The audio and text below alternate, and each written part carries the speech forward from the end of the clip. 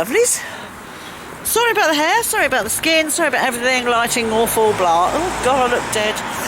I'm here in Pusey at the bases. I am filming what I can with my shit equipment. I started with this, but the battery ran out in 10 minutes, and now I'm doing it with my really super marvellous camera. But the battery runs out with that, and I have to restart it every 15 minutes. It's a pain. I need some new equipment. Note to self, must get a new camera, must get a new laptop. Just a little bit of money. So yeah, this is going to be the intro, I think. Not this is the intro. Welcome to Pusey. We're here at bases.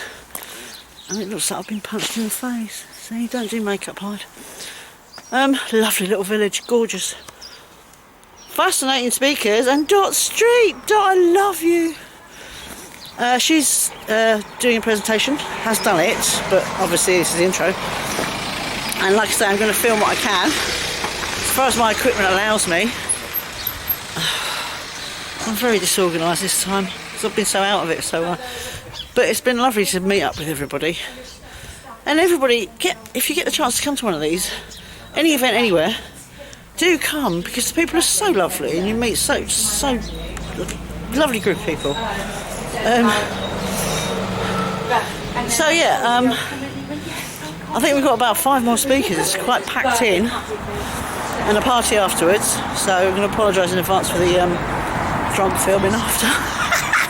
Anyway, ta-ta for now. I hope you enjoy my montage of the basis talks. Ta-ta for now. So, ladies and gentlemen, sovereign beings, multi-dimensional creatures of the universe, sorry to break up the gatherings of our next speaker. This is what happens, isn't it?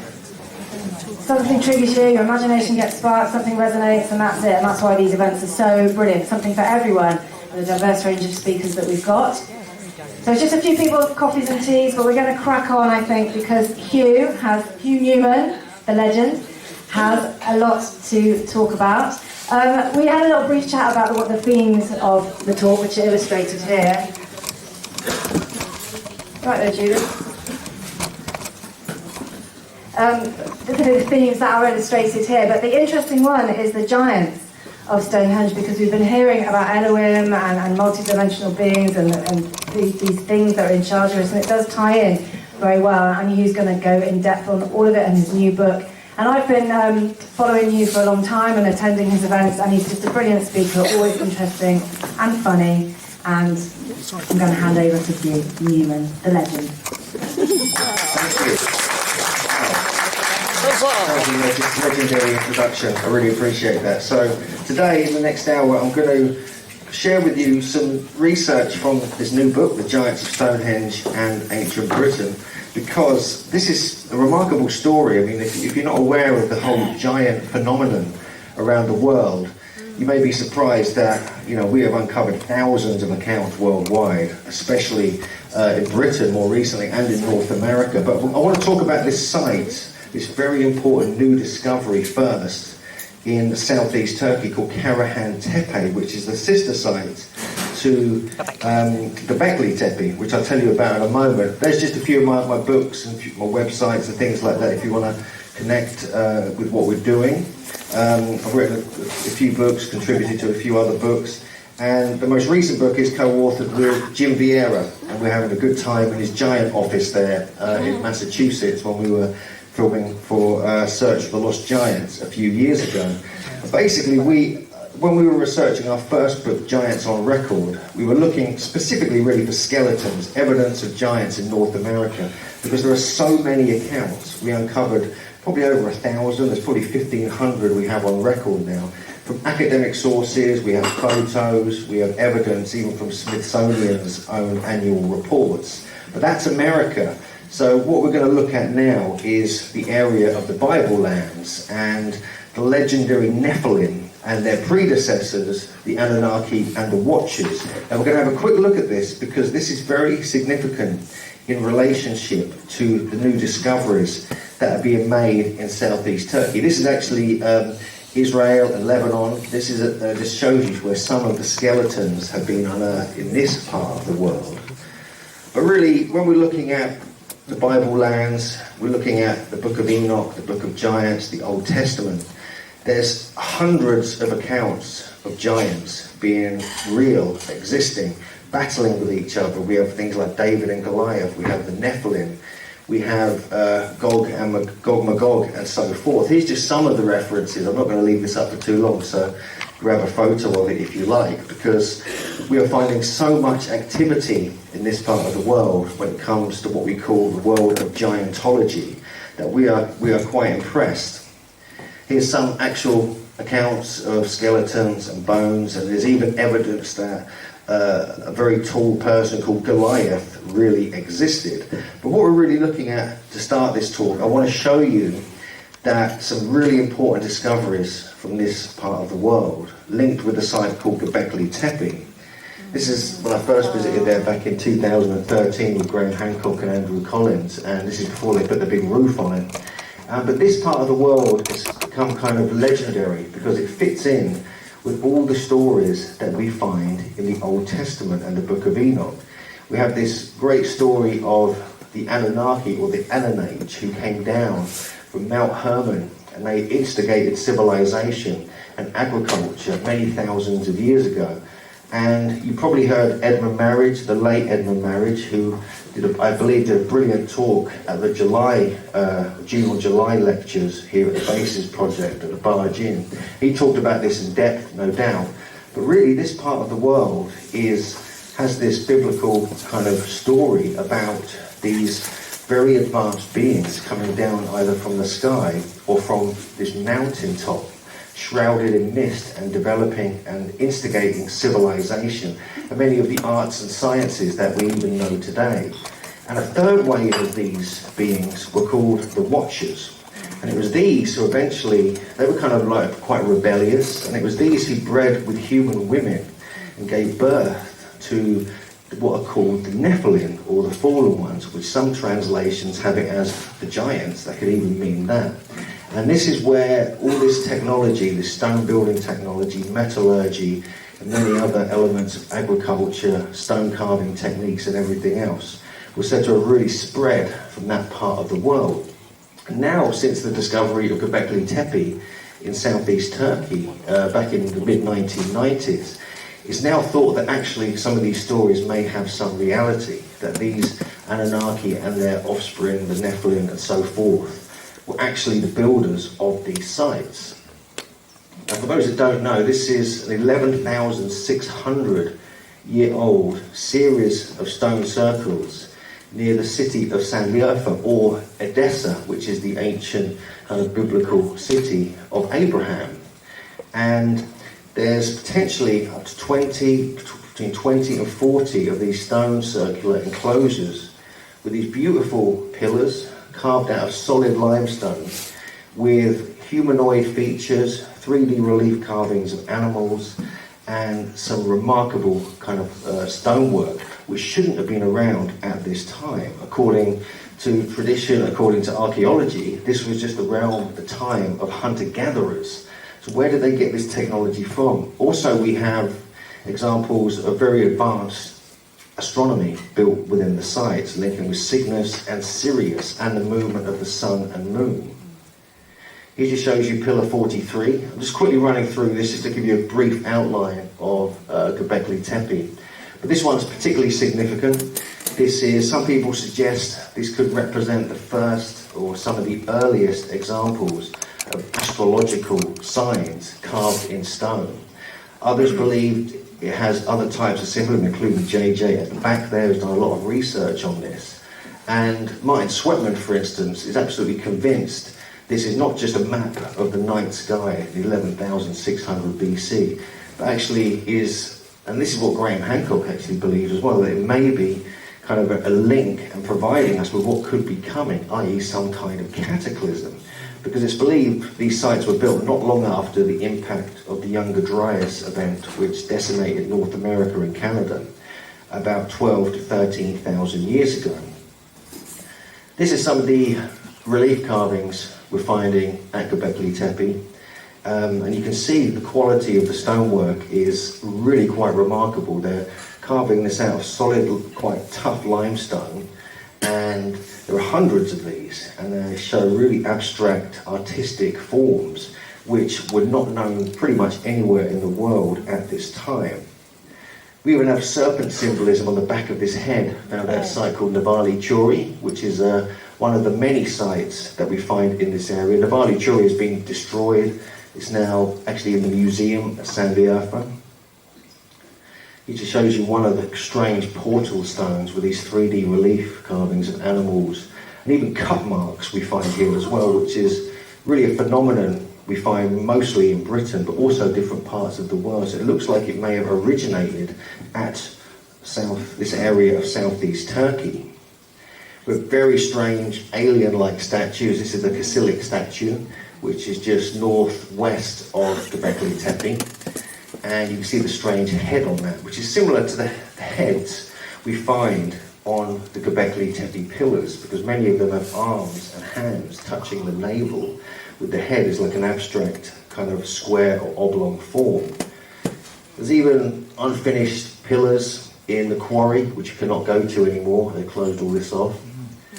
And we spotted this when we were actually in the museum in San Diego back in 2015. This is a bone plaque, it's about 3 inches long. And it appears to depict two of the Göbekli Tepe pillars, as well as a human being kind of looking towards them, almost like there's some kind of ceremonial kind of record carved on this small piece of bone. We even have this T-shape is very interesting. Again, JJ's done more research on this than me, but we find it in places like the T-shape here at Amarumuru in Peru. So why are we finding these T-shapes as well? We find it also in places like Menorca, even though this is many thousands of years later. But there are many sites. This is just a handful of the sites of this pre-pottery Neolithic era. And since about 2014, I've been visiting another site called Karahan Tepe, which is southeast of Göbekli Tepe by about 40 miles in the Tek Mountains.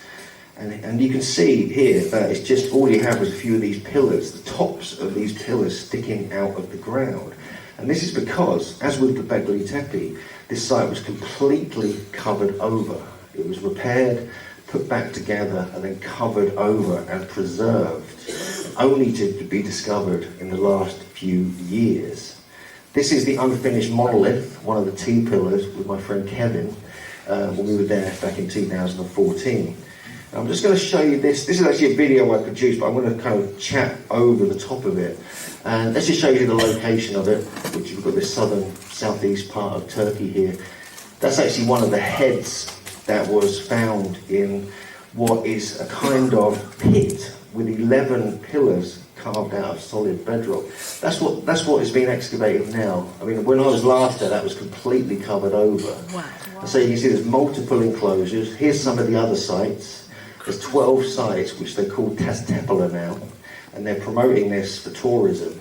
And it's a Karahan Tepe and Göbekli Tepe, which is 2 of 12 known sites. But in fact, there are about 30 sites. This just shows you a couple of photos from Göbekli Tepe, the different eras, because they actually built mounds. They create this stone enclosure. This is Karahan Tepe before it was excavated, just like the hills in these mountains made of rock. There's Andrew Collins, who we often go there with. Here are some of the T-pillars sticking out of the ground. But yeah, they deliberately cover over these sites. You know, they repair them, fill them in really carefully with thousands of tons of rock and rubble.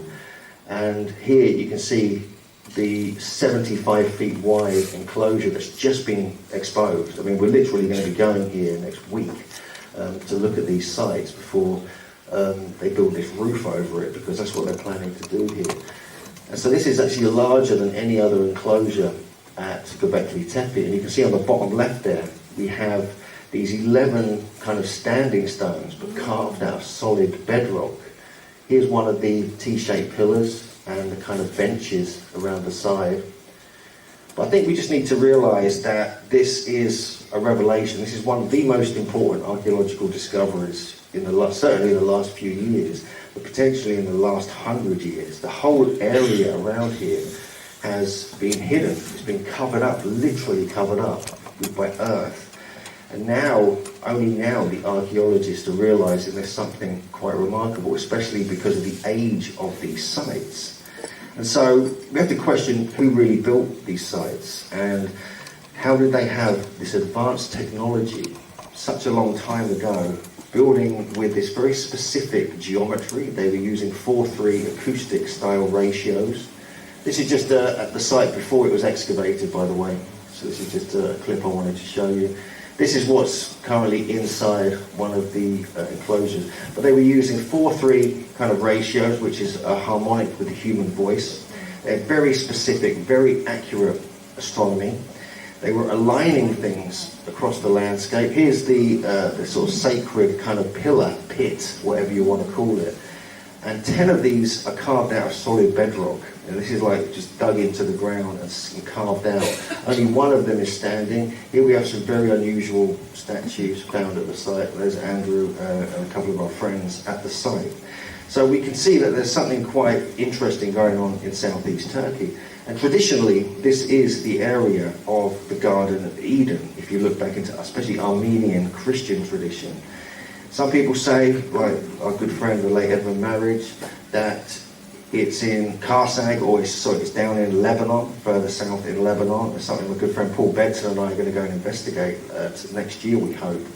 But traditionally, it's in southeast Turkey, going over the border into Armenia and slightly down into Syria. And this is the area where Noah was written about. This is the area where the Anunnaki were said to have thrived. This is the area that the Nephilim were said to have spread out from and kind of spread this art of megalithic construction, stoneworking techniques, and various other agricultural systems and things like this. So yeah, and this shows you a couple of the alignments here. But anyway, we can see that there's something quite interesting going on in this area. And these are a couple of stones from Göbekli Tepe. You can see the serpent symbolism here is prevalent. It's very strong. There's hundreds of carvings of serpents all over all of these sites. Every single site, I think, that's been excavated. And what's interesting about this is that if you look into the tradition of like the Watchers, Anunnaki, you've got Enlil and Enki. Enki's symbol was the serpent rising up, wrapping around a staff or a pole. And we see the same kind of symbolism here carved onto the rocks. In fact, the middle one here is Göbekli Tepe. The one on the left there, and this shows you the spread and influence we're talking about here. The one on the left is actually from Gozo. It's a place called Gigantia, which is a megalithic site, one of the oldest on the Maltese Islands.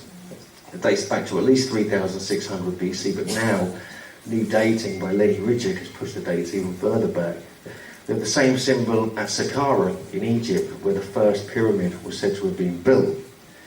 This is the actual symbol, the serpent of wisdom and healing, which was adopted as the kind of healing symbol of various modern or relatively modern cultures as well. But this is actually the first symbol of Enki, the leader of the Anunnaki, then the Nephilim all came from. And so what's this got to do with giants and Britain? Well, there is some research that says that 6,000 years ago, or possibly much older in fact, that they found genetic connections between the Middle East, Turkey, continental Europe and Britain. And some of the dates go back much further, go back to 10,000 years. And this has been detected, this has been analysed and reported on by the mainstream media and mainstream archaeologists. So there's been this talk for many years in the world of giantology that all the builders of the megalithic sites and all the giants found around the world are ancestors or descendants of the Nephilim. And there's evidence now that there was a movement out of Turkey, out of where the place we've been looking at, to other parts of the world.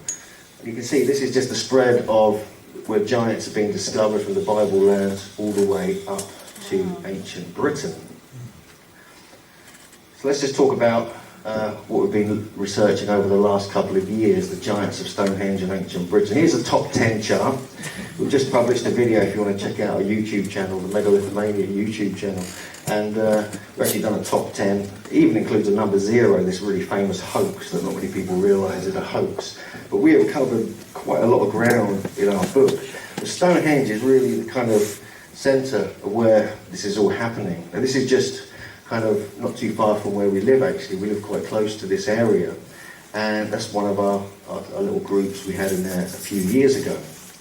And what we're finding here is not only a connection with the Bible lands, but the dating also fits as well. This is one thing that's always sort of compelled me and kind of confused me, is what was once 3 painted circles in the car park, which is now they've covered it over with grass, are where 3 huge pine posts, possibly 5 in fact, were found and mark this east-west alignment. The thing is, these date back to 10,000 years old.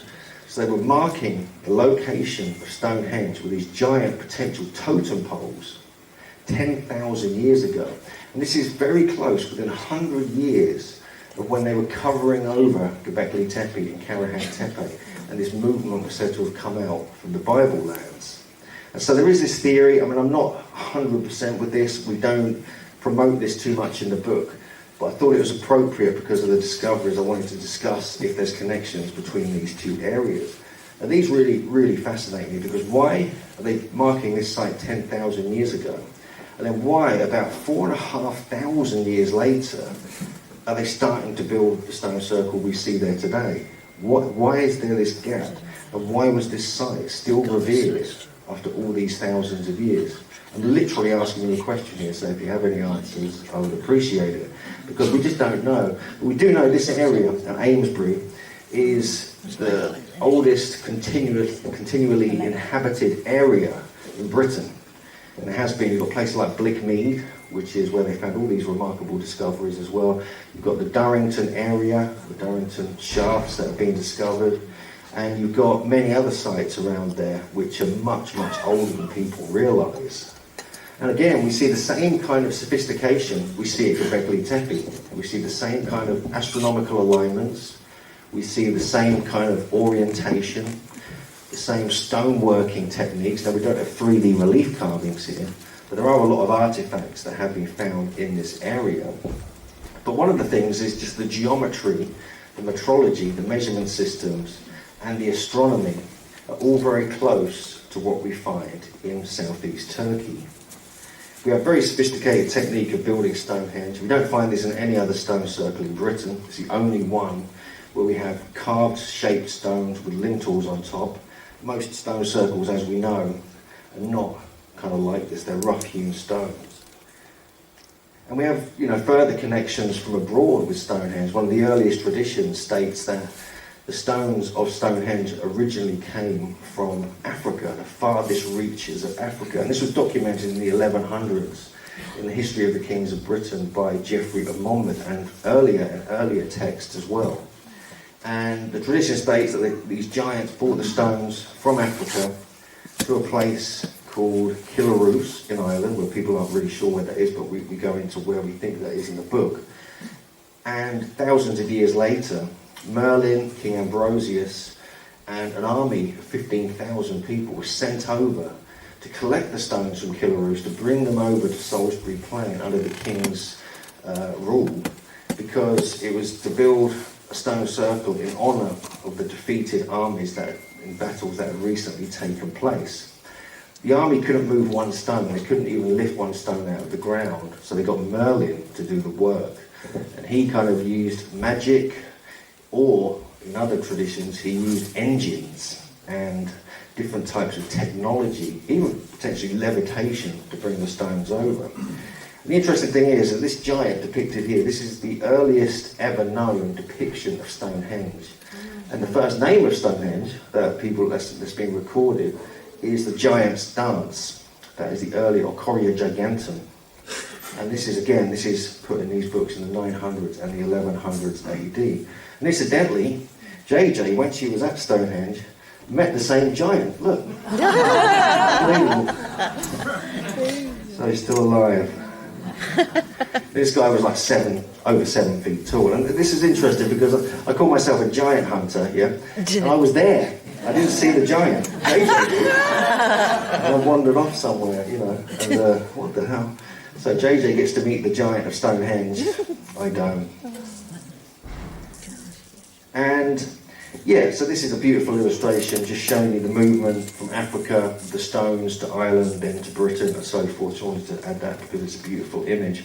What we also find in Africa, which is of interest in Libya specifically, and Tunisia, you know, people have always questioned, is there any truth in these stories of bringing the stones over from the farthest reaches of Africa? Well, when we see these, it makes you wonder, because all of these are found near Tripoli in Libya. And these are clearly kind of very Stonehenge-y, if you like. They even have mortise and tenon joints like we find at Stonehenge as well. And Tunisia, we find similar things as well. We find the same kind of trilithons.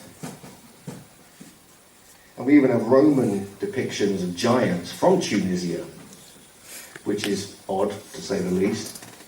But yeah, again, we find similar types of construction all over this part of the world.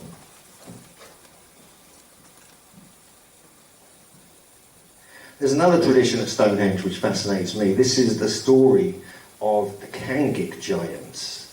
Now, this goes back to a book written in the 1600s, in fact, 1666 it was written, and by a Reverend Robert Gay. He was from Nettlecombe, Somerset, and for a long time people didn't know who wrote the book. It was called A Fool's Bolt Soon Shot at Stonehenge.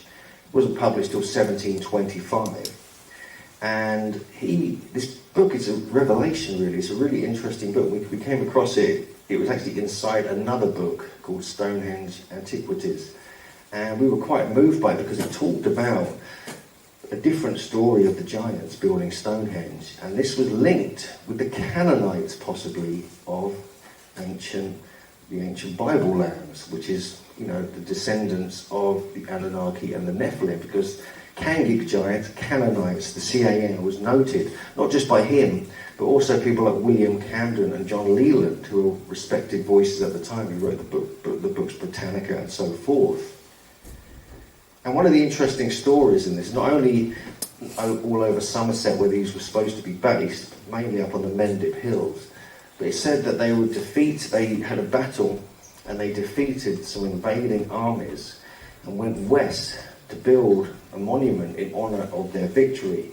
And this monument was Stonehenge. Now, this was written back in the 1600s, and it's very matter of fact. It's a very unusual story, but we dug into it and found other references which backed up there was a tribe with this name in Somerset, potentially 2,500 or more years ago. What's also interesting is that he spoke about this unusual aspect of one of the ways they would build and construct megalithic sites, and that they would soften the stone, turn it into powder, and then reconstruct it into the stones we see at Stonehenge, and even at other stone circle sites like Stanton Drew. Now, I found that really interesting because we have the work of Joseph Davidovitz, the Geopolymer Institute, who claims that the pyramids were built using cast stones, not carved. But if you actually go to Stonehenge and have a look around carefully inside, you can see what looks like stones have been softened and then scooped. And this is like a tradition we don't just find here. This is just one of the stones, but you have to go inside. You can't really see this on a traditional day out at Stonehenge. You have to get access inside the stones. And again, we have other scoop marks here on some of the stones, which haven't really been explained. This is the same stone we saw at the first one, and we have other kind of indentations. We even have what looks like a shepherd's crook carved on this one here, which is what we find in places like Karnak and Portugal, which some of the stone circles there go back to 6,000, 7,000 years old. The top three there are Stonehenge, and so you can see this kind of scooping on the stones. The bottom left, that's Machu Picchu in Peru. The bottom right, we have Aswan Quarry in Egypt. And this is just the tip of the iceberg. I mean, there's many other places, there's many sites in Peru, and Egypt and other countries have exactly the same style of stone construction and scooping on them. And so this is really interesting that we have this story that goes back to the 1600s of them doing this technique, and then you can actually see it in the stones of the stone circle they were said to have constructed. I find that very odd. There's also the fact that they were said to have built Stanton Drew stone circle. We know that that circle is made of like conglomerate stone with pebbles within it. And so we can see that actually when you go to the site. And also it fits in with the stories of the Cyclops of ancient Greece, who said they could also soften stone, turn it to powder, and then reconstruct it and shape it however they wanted. And it was one of the secret traditions that was supposedly passed down from the Canaanites, who were the descendants of the Nephilim, the Anunnaki, and so forth. And so we have all these little connections that keep forming as we were going through our research. He just shows you some of the giant discoveries we made in the kind of Wiltshire, Hampshire area.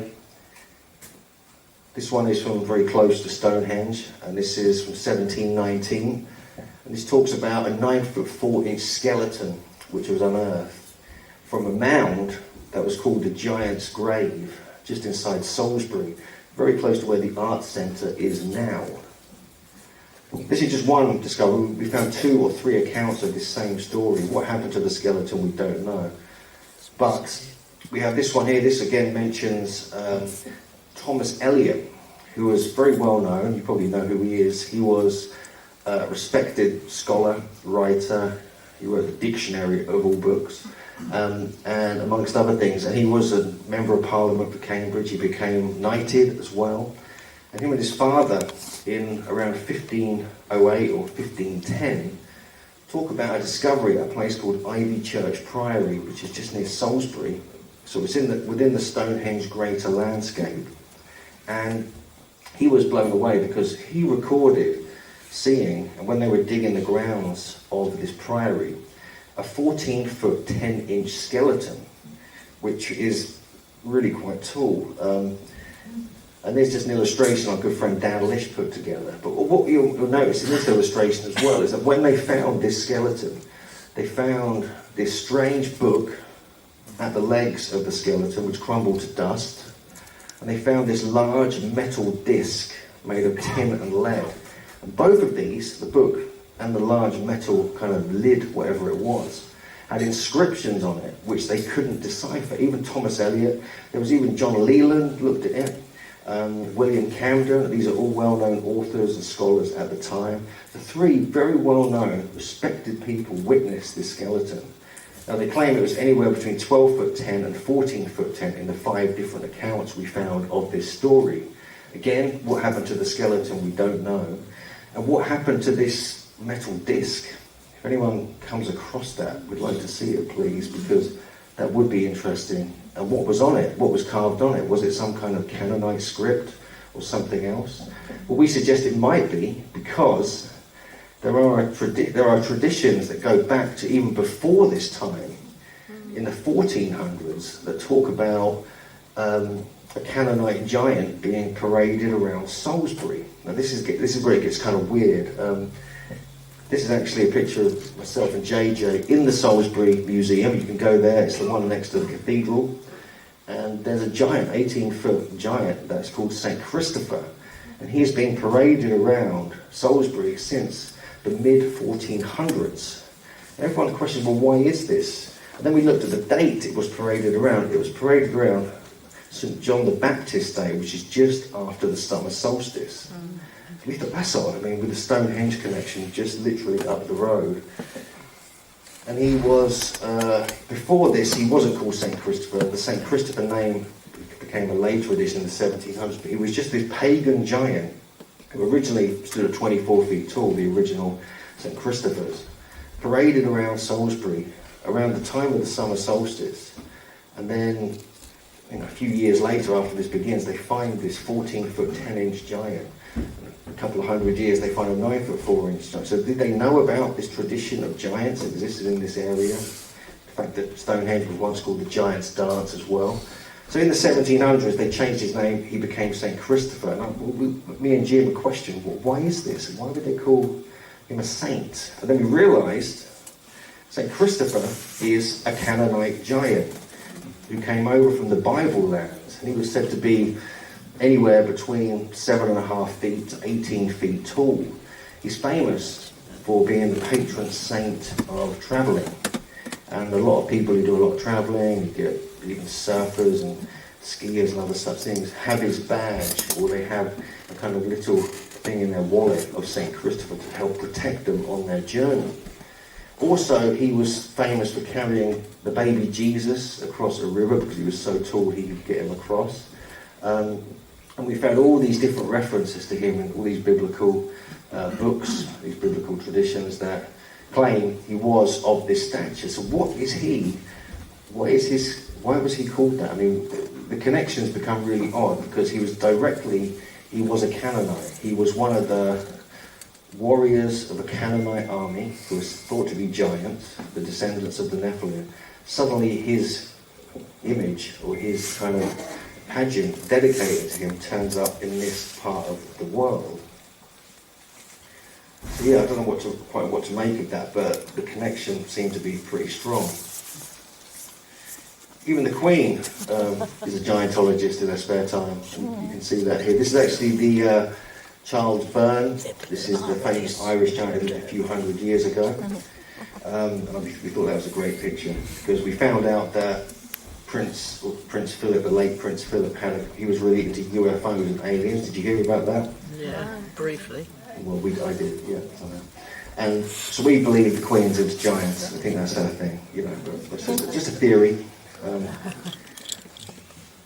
But we've come across huge amounts of accounts. So we'll move away from Stonehenge just for a moment. But this is just some of the news reports we uncovered in our research. We have about 250 of these in the new book. All over the country, going into Ireland, Scotland and Wales, are these very strong traditions of these giants. Not just skeletons and bones being reported, measured, documented by well-known people, but even traditions where in some places we're finding where there's a legend, often the bones and skeleton are found connected with it. Which just shows you the map that our good friend Dan Lish put together. And one of our big inspirations, some of you may know his work, is that of Anthony Roberts. He was a Glastonbury guy. He lived there. He lived till 50 years old. He died actually on the tour in 1990. He wrote this book called Sowers of Thunder. One of the aspects that we're finding with these giant myths especially is the fact that not only were these giants apparently kind of sorcerers or magicians or shamans, they had control of the weather, they had high levels of magic, and all these traditions, if you go back far enough, you find these all over all four countries of the British Isles. Even like we go back to the stories of Albion and the founding of Britain. This is like the famous William Blake image of Albion. And he was said to have, the story states that he was like the begotten son of Neptune or Poseidon. But he became like this archetypal patriot of ancient Britain, holding on to the spiritual pagan traditions of Britain, which was being decimated by Christianity at the time that William Blake was around. Interestingly, we have other foundation myths of Britain. We have Brutus the Trojan, who battled the giant Gog Magog and his marauding giants in the southwest of the country. But we also have this story. This is the story of Albina. And she was a giantess, and her and her 33 of them in total sisters were banished from their homeland in Greece.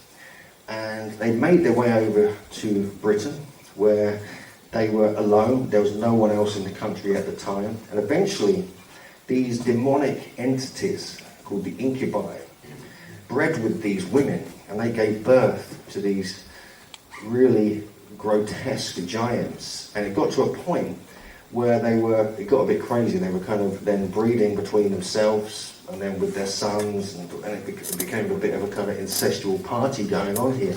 But what happened was, it means a whole race of giants emerged in the British Isles, and Gog Magog was one of the final ones from this very early story. So we have a very similar story to the Nephilim of the Bible lands, where it's said that in some accounts, the earliest accounts, that the Watchers, which is one branch of the Anunnaki, bred with human women. But these were, these kind of Anunnaki were often referred to as like semi-divine or divine entities themselves. So we have almost parallels going on here. It's even said that Merlin, who's depicted in the earliest image of Stonehenge here, was actually fathered by one of these incubi, possibly one of the ancestors of Albina. And if you look into the earliest records of Merlin, he's connected with this whole story as well. Even back in the 1400s, we have accounts of people digging up bones and skeletons and skulls. It's not just more recent newspaper reports. And so it is quite a strange story when you start getting into this. I mean, clearly we have, this is a classic image of Corineus, who was Brutus the Trojan's kind of warrior, throwing Gog Magog off the cliff down in the southern coast of the southwest. But interestingly, even here, where we have this story of where this was supposed to have happened on Plymouth Hoe, they actually found a gigantic jaw and teeth found in this actual spot where this legendary event was supposed to have happened. So with little things like this, kind of, you have to take notice of. Now, soon after that, when apparently Corineus and Brutus took Gog Magog and they kept him alive and took him to London, he became Gog and Magog.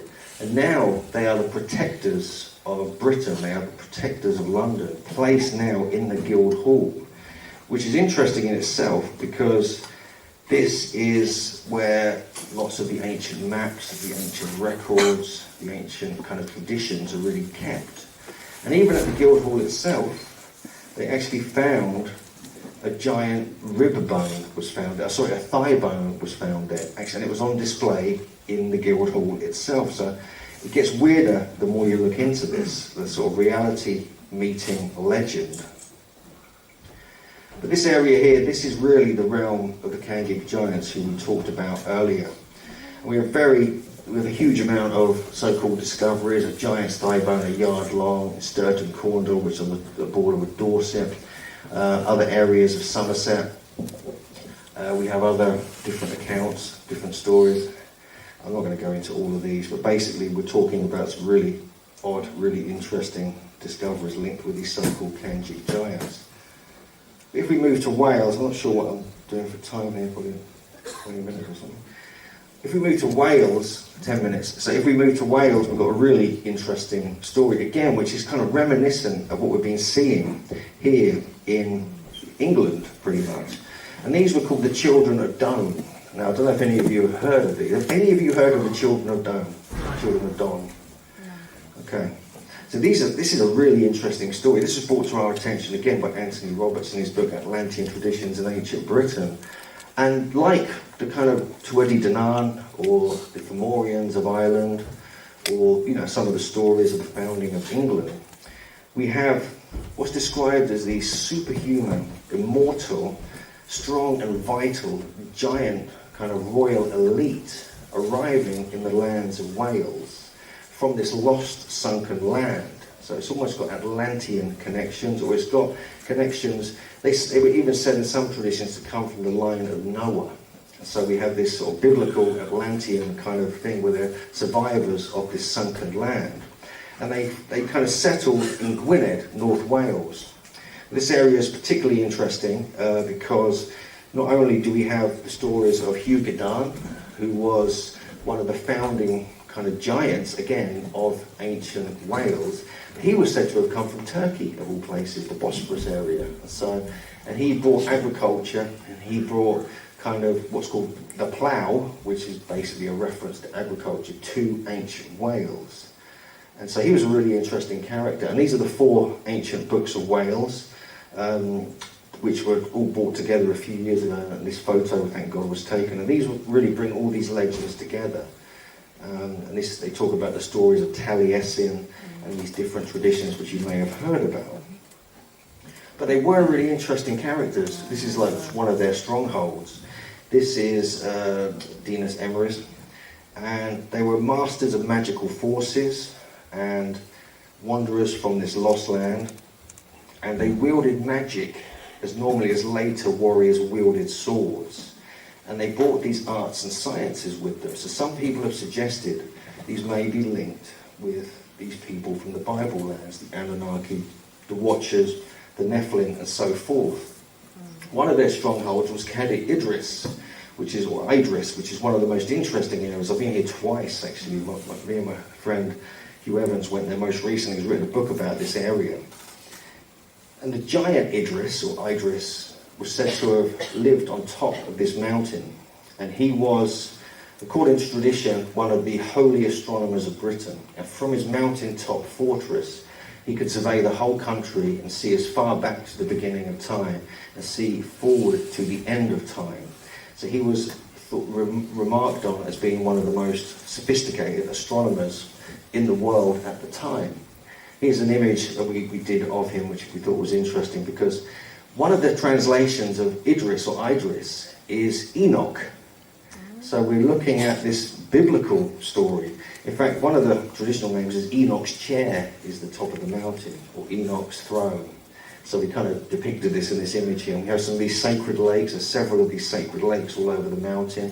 One of them is called Lin Khao, where a water dragon was said to exist, and he would devour all those that came into the area. And it was King Arthur who actually defeated him. And so we have all these different stories. I mean, I'm not going to go into too much here with the time restraints, but basically this, to us, this is one of the most important aspects of our studies when it comes to the giants of Britain, because we're finding this strange connection again with the Bible lands. And actually, in the 1600s, at this farm, which is just at the base of the mountain, they found, guess what? Some giant skeletons. 2 giant skeletons over 7 foot tall each, right next to the mountain where the giant Idris was said to have ruled from. Now the thing about Idris, or Enoch, he was also, in tradition, you go back into the Muslim traditions of the Bible, he was the founder of geomancy. So we're talking about dowsing, we're talking about laying out sites across the landscape, we're talking about working with the energies of the earth. And interestingly, the 2 skeletons that were found at the base of Cadi Idris had huge hazel dowsing rods in their burial. This was reported in the 1600s. We went to the farm, we spoke to the owners, and they heard they knew all about this. They weren't there at the time, but we got a letter back from them. We posted a letter through their door, and they said, yeah, this is for real, this really was discovered. We don't know where they are now, but they were there. So this kind of thing, it just fascinates us. We go into all this in the book in more detail, obviously. This is just a shot of Cadi Idris. You can see the top of the seat on the left up there, that's kind of the giant's seat. This is the actual account from 1600s. It talks about exactly what I just said. So we have more connections with the Bible lands. In the area of Karahan Tepe and Göbekli Tepe, there is a mound, the mound of Idris. And so we've actually been there before. It's actually near the great Haram Tower that we have here, called Tel Idris in their traditional. And this goes back to 10,000 years old. And so, and he was prevalent there. He was known as Idris more than he was Enoch in this part of the world. And we have this classic image of William Blake again, another picture of Enoch here. But the Book of Enoch is where it gets really interesting. I'm going to kind of just cover all this before we finish, because there's a direct connection with ancient Britain that appears to be spoken about, written about in the Book of Enoch. We know this famous quote here, and I saw it in those days, how long cords were given to the angels or the watchers. And they took themselves wings and flew and went towards the north. And I asked an angel, this is Enoch asking, saying unto him, why have they taken cords and gone off? And he replied, they have gone to measure. And these measures shall reveal all the secrets of the depths of the earth. This is written in the Book of Enoch. This is like the famous book that was rediscovered in the 1700s. And then he goes into these, you can read this if you like, but he goes into these huge details about going to these northern latitudes, these specific areas where he sits between and looks through portals where the heavens open to other heavens and so forth. And also he talked about the weather, which I thought was interesting. Winds, cold, hail, snow, dew and rain, which is very reminiscent of what we have in the British Isles, obviously. And then he describes, like, looking through these portals, and what it appears is that if this is a real kind of story, it's kind of referencing something that may have actually happened, then Robin Heath did some brilliant research on this, publishing his book Some Moon and Stonehenge in 1999, which was then duplicated and copied by Robert Lomas and Christopher Knight in Uriel's Machine. You may have read that book. But Robin got there first. This is the research I'm looking at here. And he believes, and through the descriptions in the Book of Enoch, it's like Enoch is one of the trainees of the Watchers who built the site, who were involved in the construction. They were probably finished laying it out and they were testing the astronomy. And he was busy trying to write it all down because Enoch was known as a scribe, and trying to describe what was being witnessed. And basically, he was witnessing as though he was sitting in Stonehenge, looking through the gaps between the stones, observing all these movements of the stars actually happening. And, you know, he took this one step further, Robin, and he believes that he's actually found the exact spot where Enoch must have been sitting to record all this. And he even worked out the latitude in the descriptions of where this would be, and this was within about 20 miles of Stonehenge. So little things like this, these connections are really, really intriguing. And this whole analysis was done later on. This is the astronomical data that was recorded by Enoch in the Book of Enoch. And you can see how close Enoch's data is to Stonehenge on the top right there. And this is the spot he was supposed to have observed it from. So we've got this really strange thing going on here. And we do all this in the book. We had Robin help us with this part of the final chapter, because it's clear that there's somehow these traditions of Idris in Wales are directly connected with Enoch from the Bible lands, as well as all the other stuff we discussed this afternoon. And if you look at the book of Taliesin, which is recorded in one of the 4 books of ancient Wales, he actually states, this is the Bard Taliesin, I quote this: "I was instructor to Eli or Enoch." That's written in this book from about the 11 or 1200s. Mabinogion as well has similar stories in it as well. Robert Graves wrote about this, you know, the same kind of principles here, that there was this kind of strange connection between the writings of Taliesin, these early books, and these stories. We even have a place called Carn Enoch up on in the Preseli Mountains of Wales. This is where the blue stones of Stonehenge come from. And these are calendrical marks on these stones that go back to at least the Neolithic era. And so why is it called Carn Enoch, number one? I mean, where did that name even come from? Even up on Callanish, we have stories here. This is up on the Outer Hebrides in Scotland. And there's a very interesting myth here, because we even get similar stories at Newgrange. I'm not going to have time to go into this, but we do in the book, where even Newgrange itself, it has these traditions of these watcher-type people in these feathered robes arriving and kind of discussing. This is actually in the Book of Enoch, discussing the movements of the stars and the layout and orientations of sites and so forth. We have it here at Callanish as well, where there's a tradition that on Midsummer's Day, there's a certain shining one walked along the avenue with the, you know, who came from Turner Knob, the Celtic land of youth, one of the lost islands. And it's said that he walked along with all these men with him along this alignment through Callanish, who wore robes of bird skins and feathers. And this is the same thing. If you look into the biblical traditions of the Watchers and the Anunnaki, they all wear bird skins and feathers. And this is one of the stories we find in many of these ancient books of the Bible. And so I think that's quite a lot to consider when we're looking at these strange connections, and the fact that we're finding all these actual giant skeletons in relationship to many of these sites. Now people question, I'll just finish up with this, people question, you know, are these stories real? Is there any evidence of this? Well, possibly. I mean, we can't say for sure, because much of history has been deleted from the history books, much evidence has been deleted, and we've got proof of that. We know that for sure. Like when we did our research in North America, we know about the Smithsonian problem, when they were removing all the skeletons. They disappeared thousands of skeletons. But we have like things like this that are being deleted out of the history books. This is from an old book, a couple of 100 years old or so.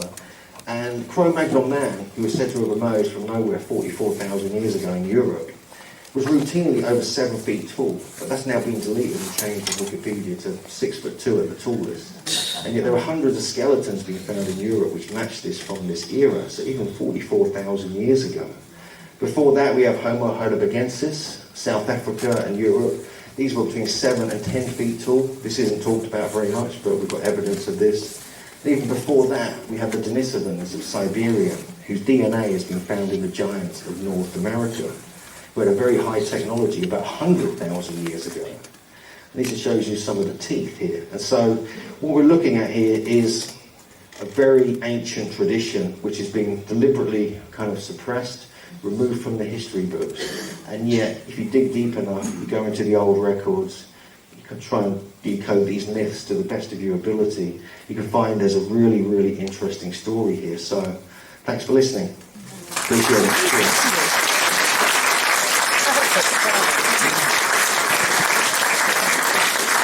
I told you it was a legend, didn't I? But that was